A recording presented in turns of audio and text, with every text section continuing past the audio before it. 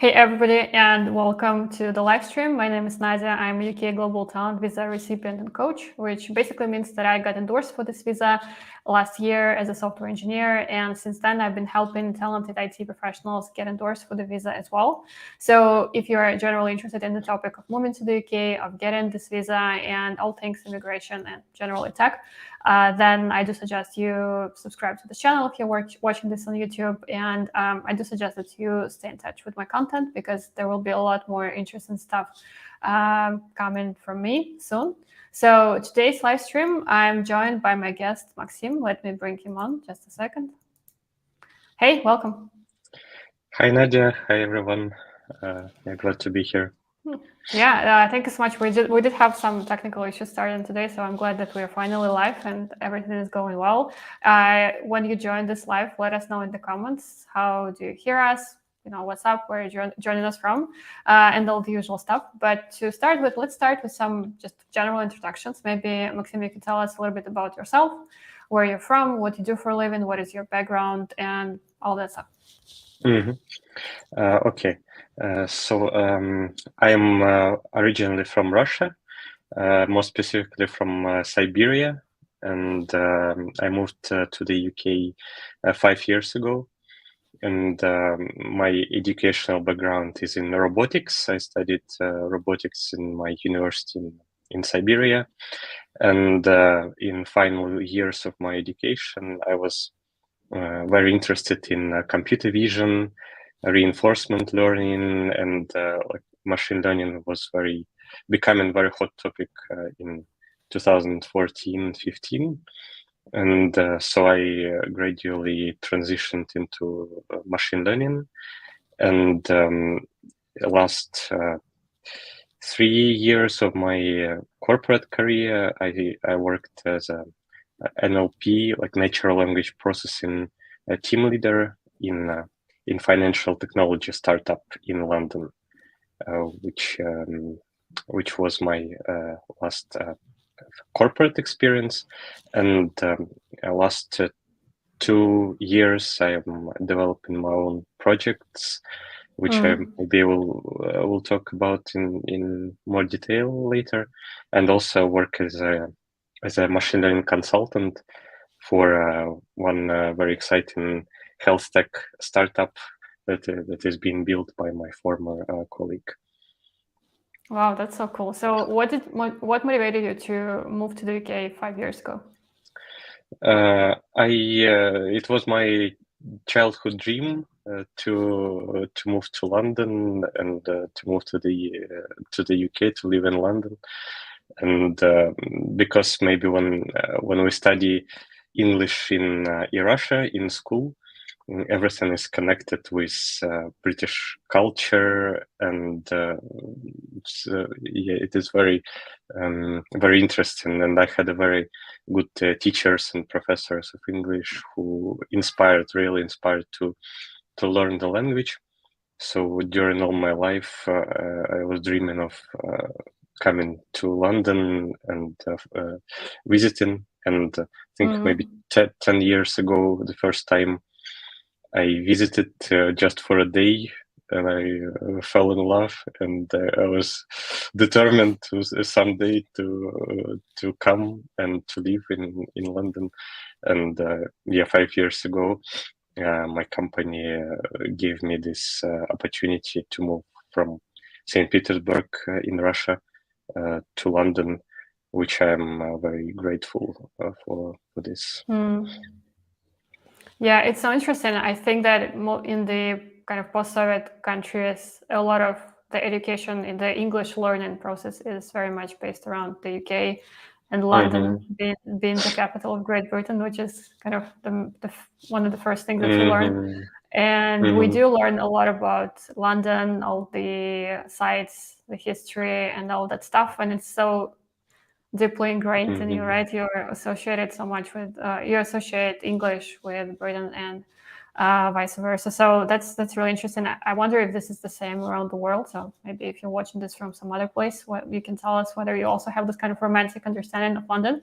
So so congrats on for making your dream come true and building a life in London. So how have you found London since you moved here? So it was your dream to come and you visited before you moved. So has London lived up to your expectations so far?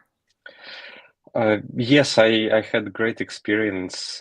I lived 3 years in London, approximately 1.5 years in Edinburgh, and I just returned to London a couple of months ago.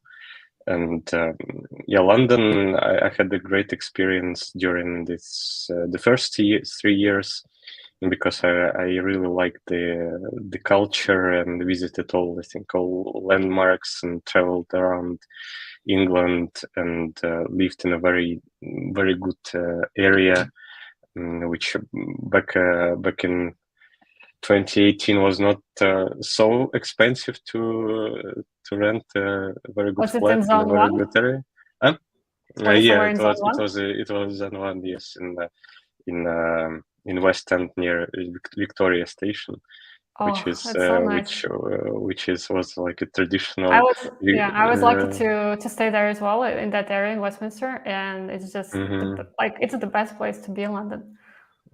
Yeah, it's a real authentic London, and I had a real nice flat with a fireplace and all this atmosphere that is that is definitely was a great experience. But then I decided to travel around a bit, and I lived in Oxford for a couple of months, and then there was a first experience in Scotland. For me, was maybe um, 3-4 years ago, and I really liked Edinburgh, and I wanted to try and live there for some time. And it was also a very beautiful experience. The country is like majestic landscapes, and the city is unique. And but London, especially if you are developing some startups or trying to find interest, a lot of interest in people, events, opportunities, then definitely it's amazing city to be in. So I decided to return some time ago. So was it your desire to develop your own projects that pulled you back to London, or was it something else that made you decide to come back? I think multiple factors, because when I was living in Edinburgh and developing my project, my first out of the two that I tried during this time, I was traveling a lot, maybe each month to London, because there was also always some conferences, meetups, and especially in a global talent visa community, there is a lot of things happening.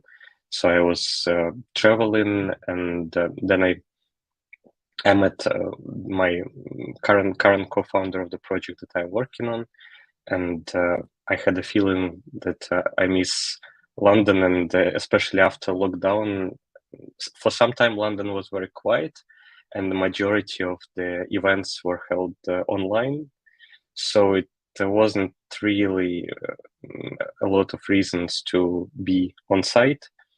But currently, I think maybe half a year, it all reopened again, and a lot of in-person events, and I understood that I really missed this atmosphere, and with new energy, and all rested from the big city, I decided to return. Was there anything that you noticed changed in the time that you weren't in London, except for, apart from Victoria not really being affordable anymore? No, I think apart from prices, I think nothing really changed. Well, it became, of course, more lively, and more people visiting, and definitely that changed. But and Big Ben, of course, that was my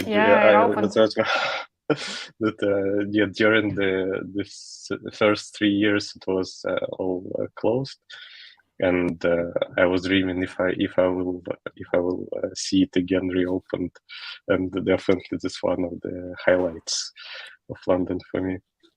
Yeah, actually, they are running tours now inside the Big Ben, inside the Elizabeth Tower. So, for all the history buffs out there, you can go and visit and go inside. So yeah, there is a tour there now, or maybe starting soon, something like this. So worth checking out. But yeah, in general, like visiting the Parliament, I think itself is just an amazing experience, even without the tower. Yeah, but in general, like I think if you're interested in history, I think that staying in the center of London is probably the best place to be if you want to see all the museums, all the cultural sites, go to, to exhibitions and events like this. I think it's the best one.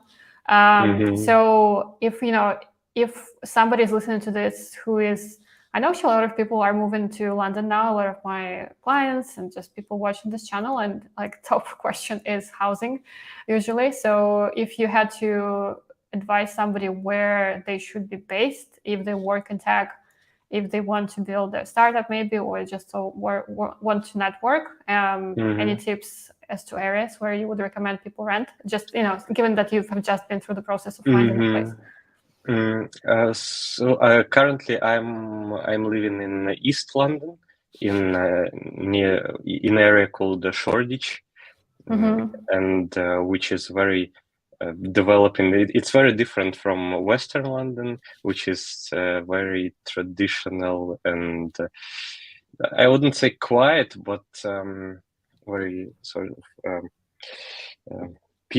more peaceful and more traditional, as we maybe imagine people imagine London when they want to move here.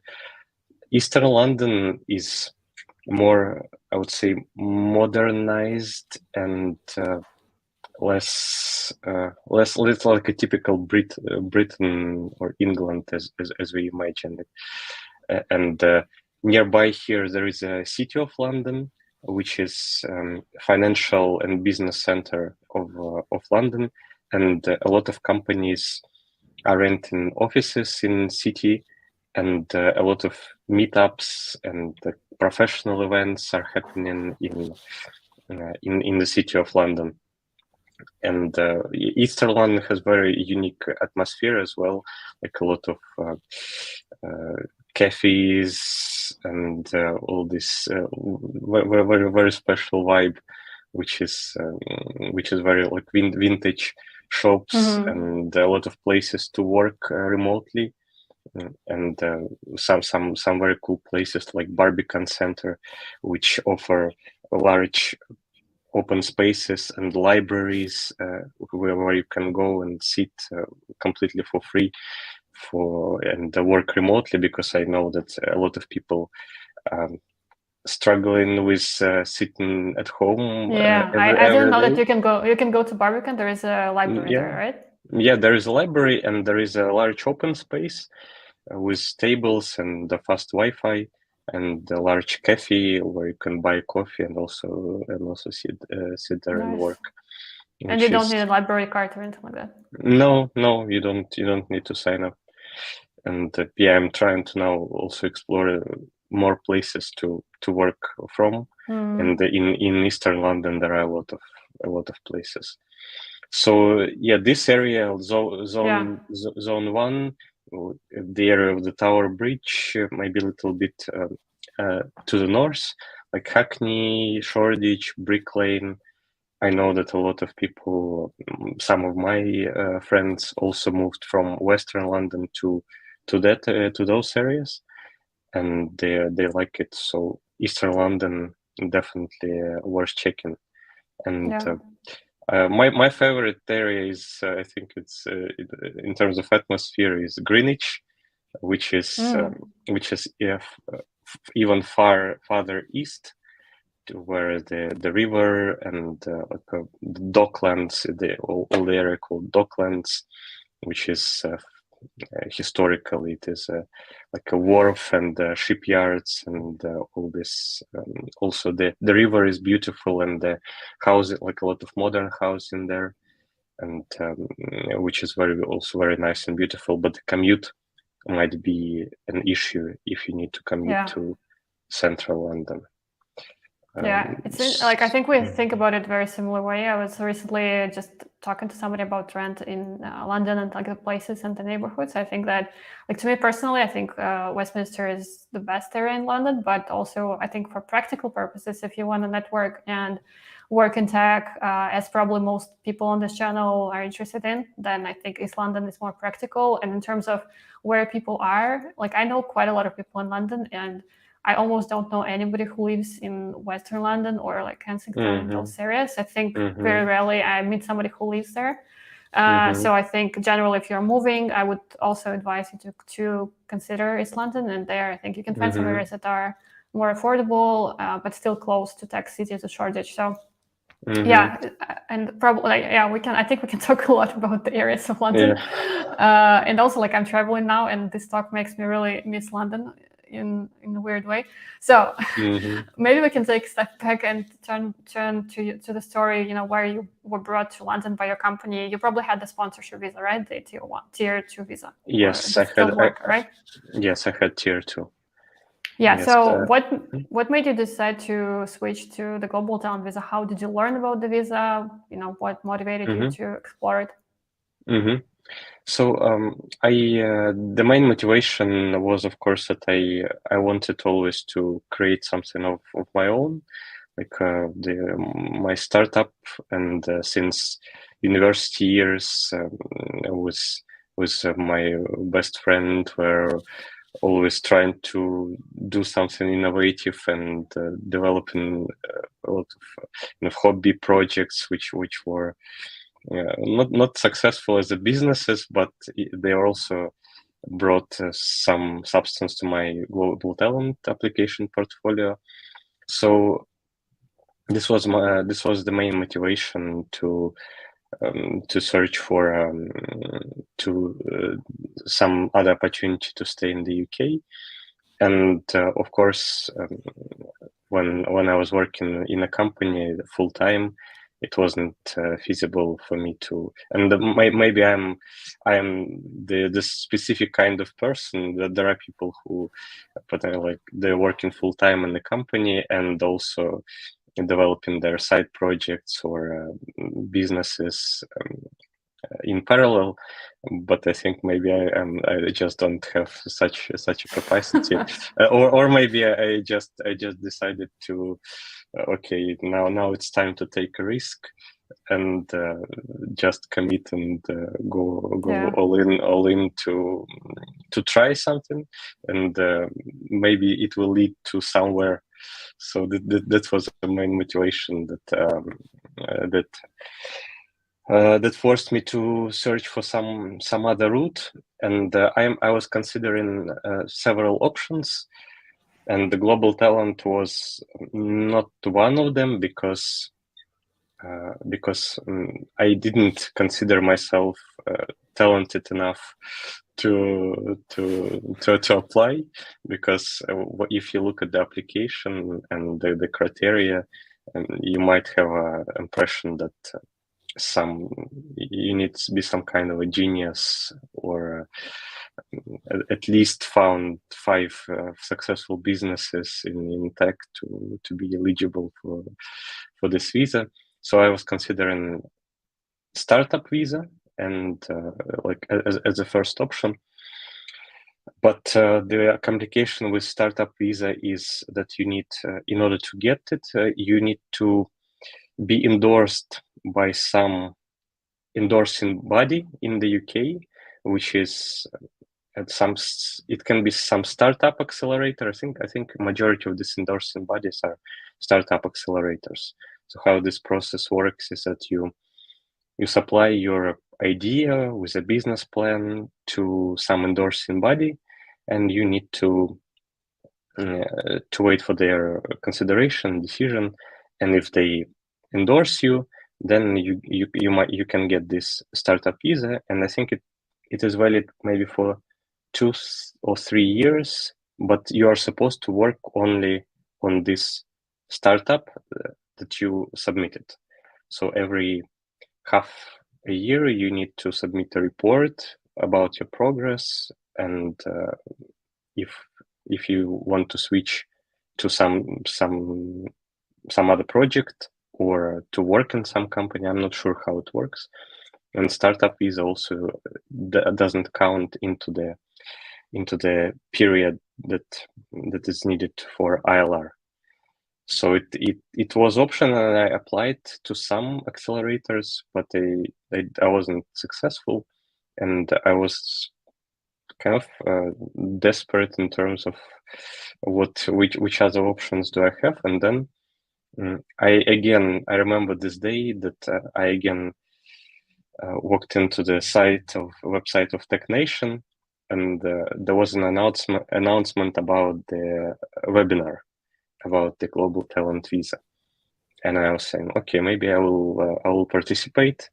And I just checked when this is seminar. It appeared to be like in an hour. This day that I checked, and in an hour time. So I was maybe okay. I will listen.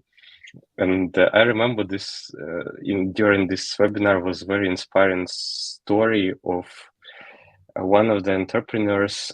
I don't remember the name. I think she's Russian speaking, but she's not Russian. And I think she founded some banking, like some fintech company. And she was sharing her story that how her dream was to move to the UK, and that she worked with a company, but her dream always was to create a startup.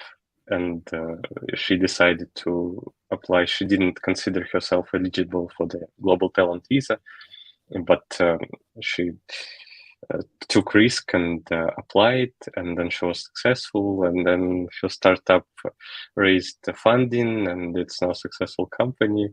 And I was so inspired by this story, so I decided to give it a try and to make an application for a global talent visa. Nice. I know that listening to stories can sometimes really push somebody over the edge, so to say, and just seeing like that, one more story can sometimes be enough for somebody to believe in themselves. And this is what I'm trying to do on this channel. Basically, I'm just trying to create as many YouTube videos as possible to convince people to try if they're interested.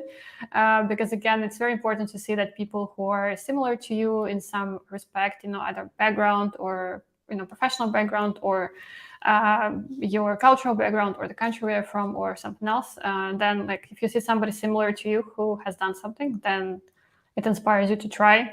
And I'm happy to hear that this helped you as well. So in terms of when it was, can you give us an idea of which year this was? It was October 2021. 2021, yeah. Yeah. So about the process, right? So there is a lot we can talk about, how it looked like, and I think we can talk a lot about the documents. There are a couple of things that everybody always asks me. So I think the biggest question is probably around the letters of recommendation. That is the foundation of any successful visa case. So maybe you could talk to us a little bit about what kind of people gave you the letters of recommendation, their seniority level, so that people can get an idea of who they can ask for help. Okay. So the main subs, I think the most impactful letters of recommendations were from my former managers in my, like, I worked in 2 companies. So one company was back in Siberia, and another one in the UK. And I was lucky because they were very small companies. Like when I joined, the last company that I worked on, when I joined, it was a small company, but then it was in a growth stage, so it grew considerably. But as I was one of the first employees, then I had access to very senior people, and my manager, like in the last position, my manager was chief data scientist of my company. So, and I also knew the CTO, the CEO, and these people provided me the letters of recommendation. And because I was one of the first employees in terms of machine learning in the last company, I was hired as the first full-time machine learning engineer, and I was building up all the machine learning and natural language processing infrastructure, and communicated and interacted a lot with business teams, and had a quite significant impact on all the machine learning related activities of the company. And then this definitely helped me to provide very substantial letters of recommendations from the senior people of this company. And considering that this company grew a lot, so it's now a successful enterprise, that also was a lucky factor for me. For my first company, my manager back in Siberia, it was a mainly like a consultancy company, but my manager in this company was a PhD in machine learning.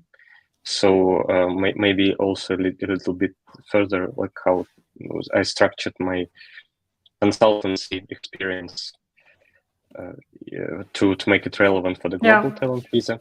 My manager, who we developed like R&D department, like machine learning R&D department in my first company, and organized different machine learning events and conferences.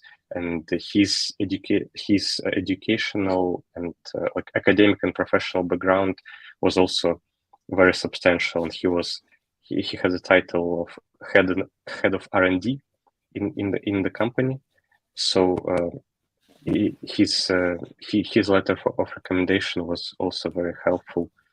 And in the university years, I had a collaborator in my projects who we developed like a lot of projects together, and did a lot of scientific research and like hobby projects. And so he was very aware of all my academic and extracurriculum activities. And now he is a very accomplished software architect in one of the European companies. And so he also provided his letter of recommendation to me. So he's aware about, because the idea is that you need to find letters of recommendation from people who cover basically all your relevant experience. So I have very much substance in my university years experience. I needed to find some person who is respectable in industry, and who is aware of my activities there. And so in terms of professional experiences, also find the senior people. And the last letter of recommendation I have from one of my scientific advisors in the university, who is a European professor, who we collaborated a lot in. It's like we visited internships and did some mutual scientific projects together. And he also provided me a letter of recommendation, because also he was aware of my scientific research in the university. So there were my letters of recommendation. So I'm guessing, I'm sensing that you chose the academic criteria, and you had some documents probably related to your research, right? Mm-hmm. So maybe you could talk to us about which kind of documents you used for your academic criteria, for the optional criteria, because just as a reminder, you, in addition to letters of recommendation, you're also supposed to provide up to 10 pieces of evidence to support your criteria. And if you choose the academic criteria, then you are expected to submit some proofs of your contributions to the field of digital tech through research. So maybe you could give us an idea of what kind of documents you used there. Mm-hmm. Mm-hmm. So during my studies in the university, I studied robotics, as I said previously, and we did a lot of extra curriculum activities. So we had like a robotics enthusiasts group formed during my first year of studies, and we had a robotics lab in the university, which we were building up with our scientific advisor from the ground up, and we participated in a lot of robotics competitions, both regional, Russian, and international, and also did a lot of research in terms of robotic control and computer vision. And like my research mainly was around the control theory and different algorithms of robotic control. And also one of the major projects that I was doing during it was connected with computer vision and computer graphics, and I also did some research in that area. So main piece of evidence were the published articles. I think I had 2 or 3 articles that were indexed in Scopus. Like it is very respectable in scientific fields. So when you have articles in index and Scopus, then it is quite substantial evidence that your research actually was of some value. Also, from the university, like different participations in the competitions, and also won some grants, like university and regional grants for the implementation of the projects. The sums were not that substantial, maybe up to $4,000 or $5,000. So that was this was sums, and I also submitted evidences of these sums as well, and also the public talks. I was very lucky once to participate in a conference that was held by NVIDIA in Silicon Valley, and which was amazing experience for me. And I also had evidence that I was invited as a speaker to this conference, and I had a recorded talk in some of their archives, and I also submitted that. And also, all sorts of certificates of participation in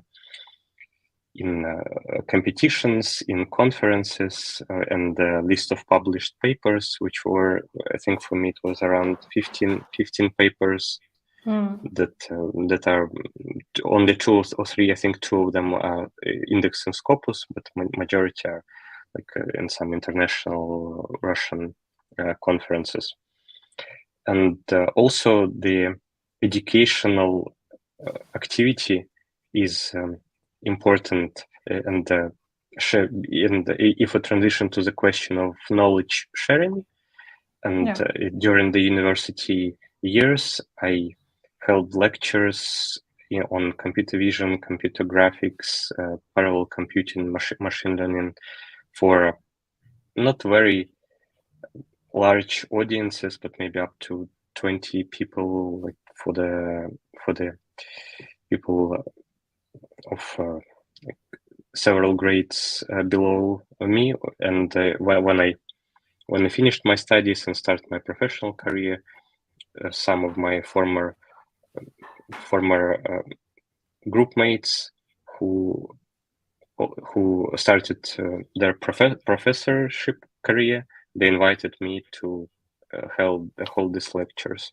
So I managed to provide this evidence that I also had some tutorship and professorship background, and we also in the university had several international groups of students who arrived into the university for internship. I acted also like a translator / tutor for them, which is also very important in terms of knowledge sharing. So if someone is applying, and even some small bits of I think of when you were invited or you had experience of this sharing your expertise and knowledge, which I think it was very available for for the application.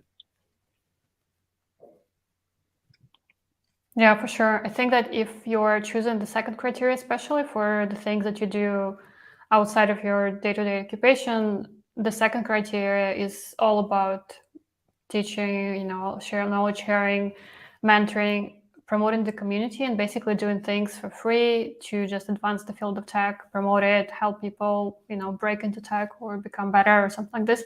So definitely those things help. And I always encourage my clients as well to dig kind of deep into their memory and their past to see what is there and the way you can present it in the necessary light. But I think from what I hear about your case, I think you had a very strong case in terms of having external publications, having public talks at big conferences, which are all super important, having grants and papers published, like all of this stuff is important. Were you endorsed for Promise or for Talent? For Talent. Yeah. So and, did you also? Sorry, yeah, go ahead. Yeah, in terms of the preserving of all these evidences, I was also very lucky because during university years we had did a lot of applications for different scholarships, and our time in our university was very lucky for us because there was a lot of promotion of science and research and a lot of scholarships. So we constantly collected all the evidences and submitted packages of these evidences to different scholarships. So I conveniently had them all stored in my hard drive, and so I was able to pull them for this case without significant complications. That was helped very much in the process. Yeah, I always advise people to store stuff and to store traces of everything that they do, especially moving forward. Of course, it's hard to do it if you've never really thought about it, but you can start by Googling yourself in various languages, seeing what comes up, just thinking like what you might have done related to this visa, and kind of trying to put everything together. If you're applying on your own, you can do a brainstorm on your own, basically just putting everything together that you have done related to tech, things that you're proud of, your achievements. Also, if you decide to work with me, this is what we do usually within a strategy session, where we kind of do a deep dive into your whole experience and pull things that are relevant. But a lot more can be relevant than people think. And with the interviews like this, I do hope to encourage people to think about their past and to have like some memories of what they have done. But also, I think no application is the same, and it's important to realize that. One question that came to mind was, did you have a PhD when you applied for the academic criteria? No, I didn't. Were you doing a PhD, master? Okay, you had a master's. Okay, only master. I didn't start PhD. This is interesting because there is a common misconception that you have to have a PhD to get the fourth criteria awarded, and I think I've interviewed already a couple of people who don't have a master's PhD. So make sure that even if you don't have it, if you have something else, if you have some research published, or if you have spoken at peer-reviewed conferences, this is something that you can potentially use in your application for the fourth criteria. And this can be enough potential to get endorsed for Talent, which I think is really, really cool. One thing that caught my attention is the word consultancy that you mentioned some time ago. Consultancy is a huge red flag. This is something that a lot of people are really scared of. If they have some consultancy experience, they are not sure like what to do with it, because for context, if you read the technician visa guide, you will see that consultants or people who work in outsourcing companies aren't eligible for the visa. So which is kind of true, but also in reality, it doesn't always work this way. So there are cases where people can get the visa when they work in, for agencies or outsourcing companies, or when they are freelancers or something like this. Those cases are much more complex to present correctly. But I think this is the cases where I would recommend to work with somebody who has experience with cases like this. So in your case, you said that you worked at a company that was, how did you put it, that was somehow related to consultancy. Maybe you could talk to us about your experience, what you did, like how it was structured, and then how you presented it, because I'm sure that this will be super useful to a lot of people. Yes, so my company was the consultancy company. So the major specialization of this company was to provide financial modeling services for the major European bank, and it was in essence like providing the consultancy services for this client. But as the project that I was working on, and I was again very lucky with this because it was kind of innovation, and my former manager that I was talking about, the PhD in machine learning, he was very eager to promote innovation within the company, and also driving the development of the company's internal products in order to differentiate the company from and to differentiate the activities of the company. And I was hired by him onto the project, and it was positioned like in the company's internal framework for the risk modeling, that it was the project like for automated testing of the financial models. And so that was structured like a company's internal product, which we provided to the clients. So you can also, so if there is some product that is developed inside the company, or maybe it is reusable for multiple clients in the company, and your consultancy company is using this infrastructure and this knowledge to provide services to their clients, it might be structured like an internal product of the company. But I'm not sure if that was like convincing enough, because it's still like providing consultancy services. I think majority, like the major factor, was because with my manager, we were creating the research and development department within our company, and we were creating proof of concept of different machine learning based products, which were in essence our company's internal products that we were providing to the prospective clients. So the proposition was, okay, there was some market research by the business team. We developed some prototypes, and which we solved the business problem, and then we went to prospective customers and say, hey, we have this technology, we can solve your problem, or it might be suitable for your domain. So if such an R&D, but again, the main point is that it's not purely okay.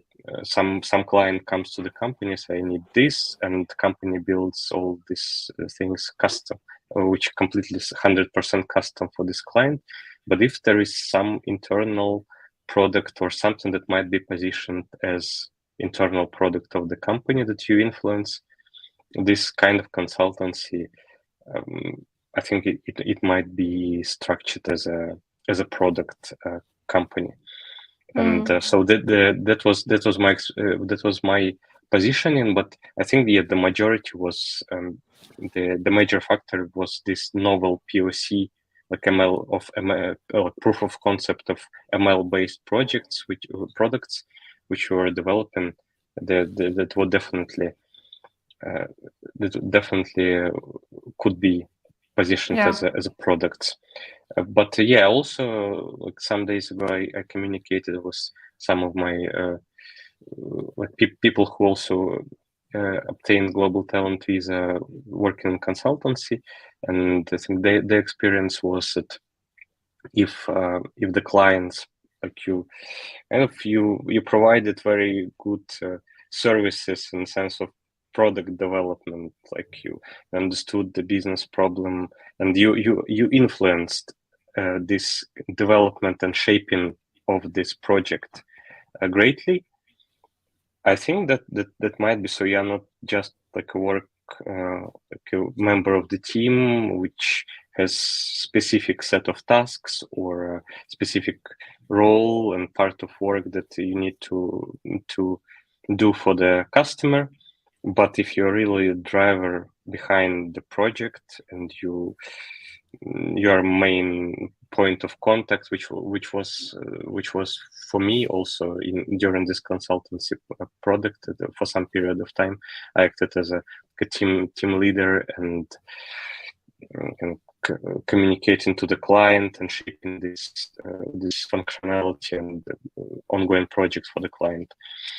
And if there is a case, I think you might position yourself as a product manager or like a business owner for some specific case. I think if you are I think the main factor is if you can show that you are proactive and you influence significantly the process of some projects, and if you potentially can get the references from the clients in consultancy that confirmed this guy was maybe developed or saved our company with his consultancy services, maybe that can be a really strong case for the consultancy as well. Yeah, I think it's really good that we are hearing more and more stories about people with consultancy or agency or freelancer experience getting the visa, because I think in the past I used to also kind of be under this impression that it's very hard to get the visa if you have consultancy experience. But with time, I think I learned more and more about the real cases, and I think the reality of the applications is very different from what the guide says. I think the guide is just a guide basically, but it doesn't answer all the questions. I think it raises more questions than it answers. Also, I had an interview with the Global Talent Visa Ambassador on my channel, and I think they were somewhat vague on the topic of consultancy versus product company. So I do feel like the general attitude is that it's not categorically a no for everybody who is in a consultancy. It very much depends on what kind of consultancy this is.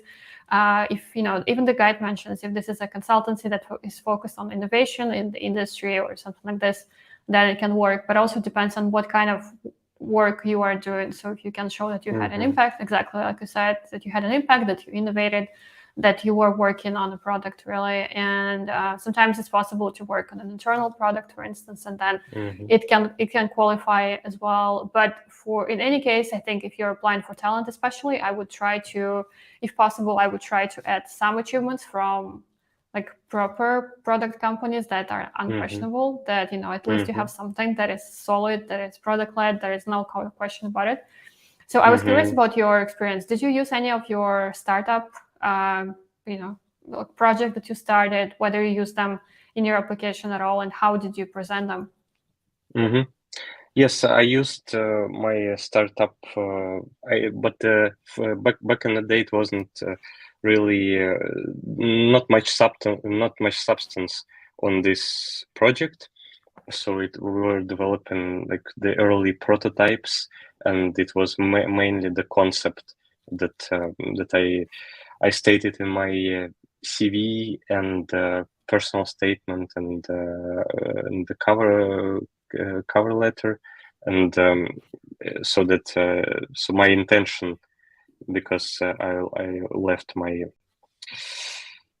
corporate company, so I needed to provide some kind of explanation of and clarity of what I will be doing in the UK, and yes, I provided that the concept, and maybe I provided some early links to the prototype, but I think not. So I just explained the concept of the project, and that was it. Let's see. Yeah, actually, I think I just talked to a client who was, I think, in this very similar position like you, that they had a startup that is early stage, and a couple of times actually people ask me about it. What should I do if my startup is too early? Like, should I mention it? Is it playing against me, or is it playing in my favor? And my opinion is that if it's a real startup that you're working on and there is a place to talk about it in your application, then I would definitely talk about it. And if you can show, if it's a work in startup and you have some sort of traction, you can show that. But also, if not, you can maybe show some interest from investors, some soft commitment, or interest from clients or something like this. So it can definitely, if you're writing that you want to get this visa to start a startup at some point, of course it helps if you already have a startup, right? So Yes. yeah. Yeah, I think for in my case, majority of substance for this visa was my experience in the actual product-led company, which was my last and second corporate experience, where the impact was very significant. That the company grew significantly. They attracted large investment while I was working there, and it was a machine learning-led company. And I was able to demonstrate my various achievements from not only by letters of recommendation, but also by providing like a stock options and like letters there from the CEO, like from senior staff, about like recognizing my achievements. So that was significantly influenced my application. And also various like extracurriculum activities, like also in my company I was organizing the internal university for like co-organizing, of course, like with my colleagues for the clients and the employees, and organizing research seminars on machine learning and natural language processing. So there were also some kind of knowledge sharing tutorship experience, which was not in my job description, but it was, I think, also made some impact. And yeah, that was the most significant part of my application. And for the startup, yes, definitely. If you have some more substance, I think it helps. But also the idea, I think, throughout my application, it was clear that in all places where I have been, whether it is academia or my professional experiences, I was always kind of proactive, in a proactive position, and doing some things that were not expected. And then in terms of the startup, it was very much in line with my all my story that I want to do something new, something innovative, and I have this idea, and definitely I wanted to put into the application. And hopefully someone while reviewing was saying that's a good idea. Good luck. Yeah. So I think that what's really important here is to actually have the whole application make sense, and to have everything consistent with everything else. So I like the word that you mentioned, the word story, and kind of having a consistent story. And in general, I think every successful case starts with creating a story or a pitch for yourself, if you may, that you are covering and you're explaining it throughout the application. And it's a long application, but it starts with this idea, and it starts with brainstorming. And the first document that they will read is your personal statement, which is where you can explain a lot of the things that you can't explain in other documents. You can connect the dots. You can convince them that you're actually a global talent, and also you can explain to them what kind of impact you will do once you are granted this visa, what kind of impact you will make on the UK digital economy. So I think that your application sounds really consistent and well thought out, and I think you had a very good profile. And honestly, I don't know why you thought that you wouldn't be eligible for the visa. You have so much. Always self-doubt. Okay, and imposter syndrome.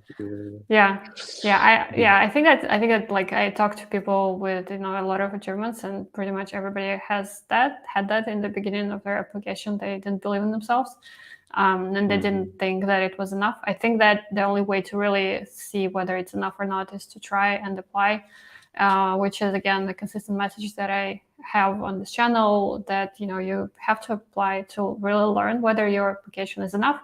Of course, it makes sense to present the best case that you can and work on your application, but also at some point I think you just need to apply and see what happens.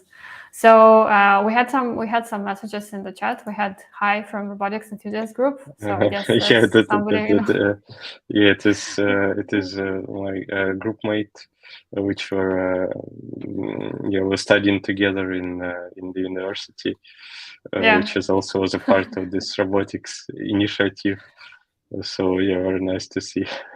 Amazing that people come to support you. So we also had another question. So from here, having already a tier 2 skilled worker visa helps for a global talent visa, or doesn't it? I'm not sure in terms of whether it is somehow subjectively considered by the people who are reviewing the case. So if there's some thoughts about, this guy has already had the experience of working in the UK, no market, or can find some opportunities in the future. If it is affecting decision significantly, I don't know. So the only thing I can say is that definitely working in the UK, well, I might be doing some contradictory points here, but I think like working in the UK company and having significant impact in the UK company, I think definitely, it added substance to my application. But in terms of whether like having the skilled worker visa itself of any kind, I'm not sure if that affects the application. Oh, from my side, I would add that it depends. So Ramon, if you're listening to this still, you can clarify. So how do you define what do you mean by help, right? So to a certain extent, it does help, because if you are already in the UK, there are certain things that will be easier for you. So it might be easier for you to find some letters of recommendation, to find experts in the British digital economy that might vouch for you. It doesn't really give you any sort of advantage in the selection process. So again, people sometimes worry and ask me, what if all my experts are from Nigeria or from Russia or from India? It doesn't really matter as long as they're experts and you can explain that they're experts. There is no discrimination based on passport or nationality of the recommenders. But sometimes for people, if you want to submit, if you want to show more of an international impact, then it might be easier for you to do it if you already have letters of recommendation from your home country, and then you can get some in the UK, which is easier to do if you're already based in the UK and you have a visa.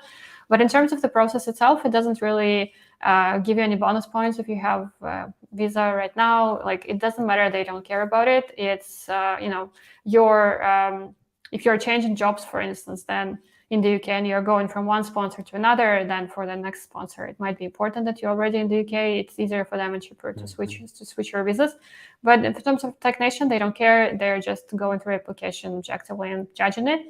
I would just say that don't worry about it. If you have never been in the UK, it's not a problem. A lot of people come to the UK on this visa without ever visiting it at all, and it's not a problem. So don't worry about it too much. And also, I think another point on the skilled worker visa is that if you have a visa already and you're switching to global talent, you need to explain why you want to do it in a personal statement. It's not like explain in terms of apologize, or just explain in terms of what you will do with this visa that your current visa doesn't allow you to do. And you can't really use things like, you can't use your reasons that might be real, like layoffs or something like this. It should be more about something positive that you're going to do for the economy, and maybe your startup that you want to start. I think startup is like number one thing that everybody writes about. I usually recommend to write it if you're actually thinking about starting a startup, and having some ideas that are your own, I think helps. But also, or it may be something else. Right? Some people talk about like doing research or studying and working, which is again easiest to do on a skilled worker visa because it doesn't have any kind of limitations. So Yeah, I think this covers the question. So if there are any more questions, you can also drop them in the comments. I was very curious to ask you about your journey since you quit your corporate job, because I quit my corporate job on Friday. So for me, it's still a very kind of new process of not working for somebody. And now I'm doing my visa coaching full time. And for me, yeah, just curious, like, how have you found your life since you quit your job? How has it been for you? What are the advantages and disadvantages that you have experienced? Very, very interesting and challenging journey, but yeah, the very, very interesting is the first, I think, and the challenges themselves are very yeah, they are pushing you to, like, it as many people say, it's like try to do something of your own. It's not only a professional but more of a personal journey, and there were a lot of struggles in the sense of organizing your time, and when you're working in a corporate job.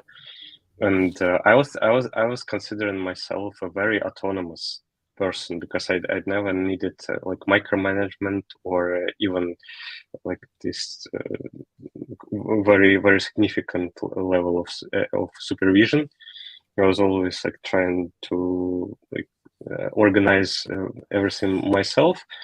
And I was thinking that when doing a startup and working on my project, that will be easy, very easy for me. But I was so surprised at how much harder it is when nobody is telling you what to do, and nobody is even distantly guiding you in kind of how to prioritize, how to organize your time and everything. So I think first year was very challenging, and of course, like when you're developing the startup, and for my first project, it was the first, I think, after university, the first significant attempt to create a product, to build a business. And of course, we met all the mistakes that like entrepreneurs make, like developing the product, like very long time, not showing to the potential customers, and like very excited about the technology, but not really thinking about Selling. the selling, exactly. And yeah, it was interesting and challenging. But overall, of course, the most significant, I think, part, even, yes, the first project that I was doing in a space of personal knowledge management. So the idea was to create this system for the organizing of personal information. So all the knowledge that you find in the internet, that you find valuable for your research or for just general interests, you can pull into one place, and with a smart AI, you can easily retrieve these items or organize them automatically. So all things like that. And once you get into some kind of idea space, and of course, like when you don't have a full-time job, sometimes suddenly you have a lot of free space in your head to think about life and different things. But it's also it is very interesting that after some times, when you do some research and the idea exploration, and all these ideas and excitement about what can be done and what you can potentially create, it kind of fills your internally, and you suddenly start to be interested about all different related areas. And even though, like, my first project wasn't like financially successful, currently I'm working on another one, like the second one, which is like AI assistant for the day-to-day decision making in challenging interpersonal relationship situations. So that is kind of related to the first project, which is also surrounded around their area, like how to structure the information, how to make this information accessible for you for better informed decision making. So all these related ideas, they are in your head, and then even though the first idea is not successful, then but this flow doesn't end. So you continue to come up with different things, meeting new people, new opportunities arise. And after, I think the first year was very, very challenging, and morally, and also this learning how to approach people, how to talk about your ideas, how to network, how to manage your time to align with life in general. But after that, it becomes a very valuable opportunity to manage your time, to control your time, to choose how to work when you are most inspired, and feel like the creativity is creativity has come today, and that is very important. And of course, I think this general interest to creating some things, and you suddenly you meet a lot of interest and driven people who are also thinking about ideas and try to implement them, and also they are searching for people. And of course, I think the advice I can maybe give the people who start their journey is to talk to people a lot, and to talk about, be defensive about the idea, because at the beginning we were even if some people, we see some red flags that okay, maybe like we don't really get it and why it is needed. We're trying to push the relevance to the people that yes, this, but you don't understand this. But it's very important to talk to a lot of people about these things, so your ideas start to shape in a lot of interesting ways, and you start challenge your beliefs and your ideas, and that I think it's like networking and this collective mind that you can leverage, that was invaluable for me in terms of this journey. But very interesting. I'm very excited about what's to come. So I guess you don't regret your decision to quit the corporate world. In terms of all the things that happened to me, and I'm not sure if what would happen if I stay, but in terms of what all the things happened, I'm definitely very grateful, and I'm happy for this experience. So try not to regret, and just look for analyze, but look for So in terms of, I think what was interesting is that you said that once you quit, you had this period of readjusting yourself and trying to come up with a new way of working and doing stuff, which is, I think, something that I need to go through right now as well. So from somebody with more experience in doing this, like what helped you to actually create this new lifestyle schedule, whatever, and like organizing yourself and making sure. I think for me, the biggest problem will be not organizing myself to work, but not working too much. So anything, and like just your top tip that comes to mind for people who are starting their own projects right now. Yes, I think the major factor is accountability of some kind, because I think that the biggest skill and the most significant skill that I didn't learn, haven't learned yet, is this ultimate responsibility and accountability to yourself, because without any external, because of course, like the most obvious external pressure and accountability is if you're in a corporate world and you have some kind of in some kind of employee position, is accountability to your employer or your client, or this kind of pressure. And when you are working, start to work on something of your own, like I started. I had a co-founder, and that really helped in sense of structuring this schedule, because constant commitment to each other to do something, to progress week to week, and this kind of adjustment and like synchronizing between each other.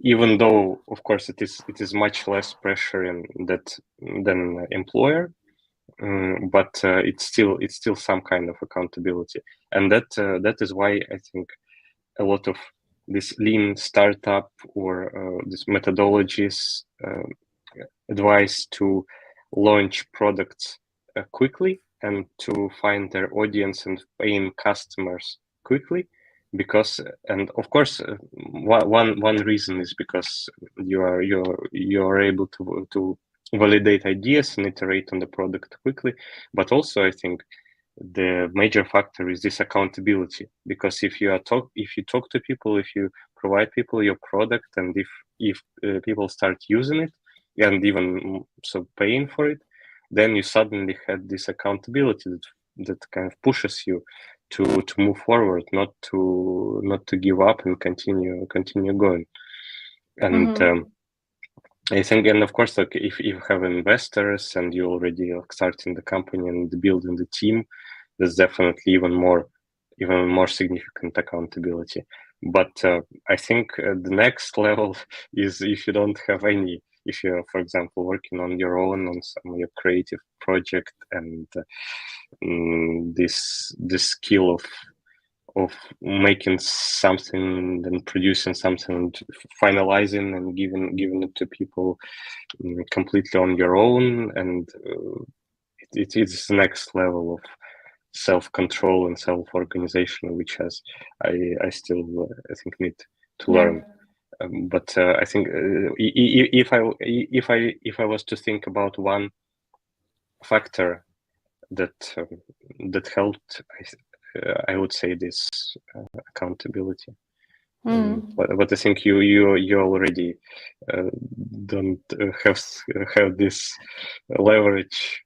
So yeah. Also, like I run a service business for now, so for me, like I have clients and I do the work. So it's easier in the sense that there is external accountability, but also on some level it's also more challenging, because then you have people paying you, which is very good, but also like there is the pressure that you need to deliver constantly, it's consistent level. And I think the responsibility in any kind of business that you run, either it's SaaS app or service business, is that you are basically responsible for everything, and you are the person making all the decisions. You are the person doing the sales and the product yourself. And I think this is something that scares a lot of people, but I think that there are also people for whom it's probably the greatest thing ever, which I've discovered that I'm probably more in the second category than the first one.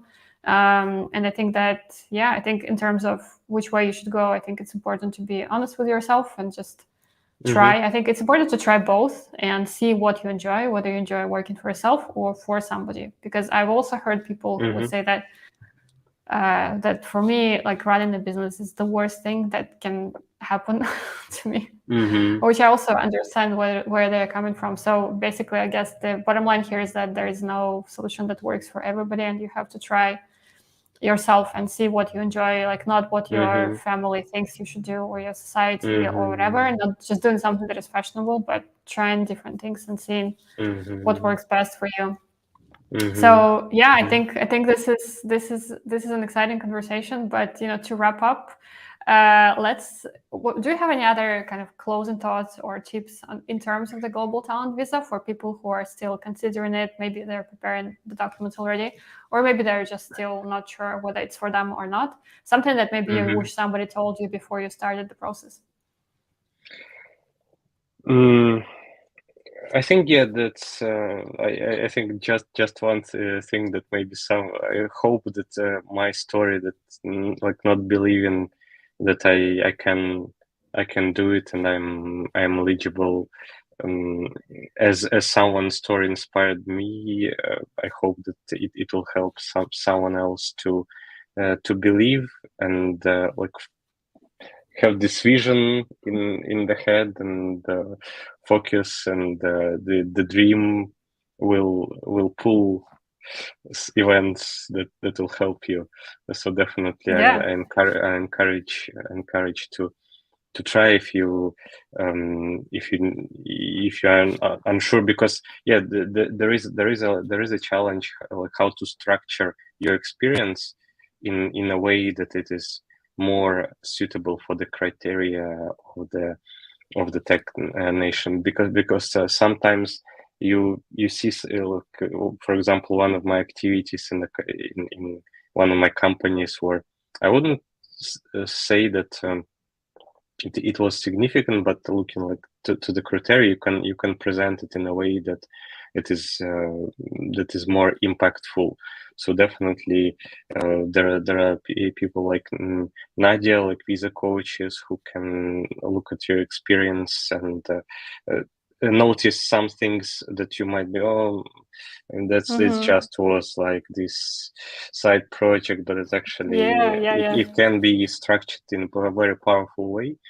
So if you have if you think that maybe your portfolio is not very significant, I would advise maybe to search for external help. And that's definitely. I mean, I'm not sure how many people are as inspired by the country itself as I am, like UK. But for me, it was a dream country that never disappointed me, and it's very beautiful, very interesting people, a lot of opportunities, and you can find yourself. You can find yourself here. So I definitely am, and the visa, of course, because if you are tied to one employer and you have for some people, as Nadia mentioned, of course, that it is, and it is definitely it's a way, like, and you can be innovative and proactive and have very fulfilling, as I had a very interesting corporate life, and in a sense, like I wasn't the companies that I worked on gave me significant opportunities in terms of autonomy, so I was able to implement my ideas, but it were more of a, I wanted this personal challenge for myself, that it was necessary for me to try, and I decided to do it. But and if you are considering something like that, not having the restrictions or this pressure that some things might go wrong in sense of your employer, and you want to have some predictability on your situation, then the global talent, I think it's one of the few visas in the world that like this visa schemes in the world that has provides such a great opportunities with not set significant complexity of application. I agree. I think it's very flexible, but also it's not exactly easy to get, but it's easier than people think, and it's not that expensive to at least get endorsed. Like the healthcare surcharge is a different thing, but it's still cheaper than immigrating to many other countries like the United States, and the visa is simply better, in terms of, like, for instance, your partner or your spouse, they also get an opportunity to work, unlike the United States with O1 visa. And there are other things, the other differences like this. But also to emphasize what you said about what to do if your experience is not very standard. So for instance, like my position as a coach is that for a lot of people, actually, they don't really need a coach or a lawyer or an immigration consultant to do this. They can do the thing on their own, gather documents, present them, write everything. It just takes a lot of time. That's the only price that you pay. So you don't need money to apply for the visa. I mean, you need some, but like you don't need to pay somebody. But also I would say that if your experience is not as straightforward, or maybe if you have issues like presenting yourself, I think an easy way to do this is either to talk to technician ambassadors or to talk to somebody who got the visa, to talk to somebody like me, just to get a second opinion about your experience. You don't have to like commit to any like huge package and pay somebody. You can get like an introductory call and just talk to somebody, tell them about their experience, because I have discovery calls, like introductory calls with a lot of people, and very often, like even during this short call, we discover new things about them, and they like casually mention something that they were advising startups or they were doing something else, and I'm like, but this is like great stuff for the visa, and they never even thought that this is eligible or irrelevant for the application. So this stuff is really interesting for me as a coach, discovering things about people and like how to present it. I think it's quite a creative process, actually. So yeah, in general, we'll be happy to help, but also on this channel, you can find a lot of information that you can help yourself. On my website, there is also like a section for free resources that you can get help with, forums and chats and all that stuff. So a lot of information is there. So basically, there is no excuse to not try if you're interested. Cool. Yeah, I think this was excellent. Thank you so much, Maxim, for telling us your story. A lot of interesting insights here, especially about the consultancy experience, also about the academic background. Not that many people have academic background that they use in the application, so I'm sure this will be useful for people. And thank you everybody for joining and tuning in live. Also, thanks for everybody watching the recording. If you have questions afterwards, you can drop them in the comments. I will make sure to answer them. Yeah, thank you, Maxim, so much for your time. Yeah, thank you.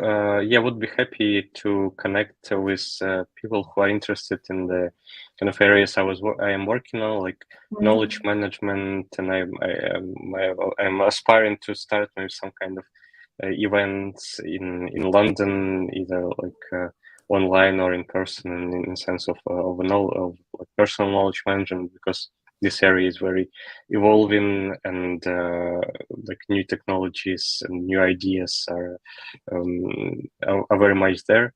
So yeah, happy to connect with everyone who is interested in these subjects, and yeah, we will stay in touch. Yeah, oh, great. Make sure to connect to Maxim if you're interested. Links to his LinkedIn profile is in the description. So great idea to keep in touch and see what Maxim is up to in the future. Yeah, thank you so much. And I wish everybody a lovely evening. Bye. Thank you.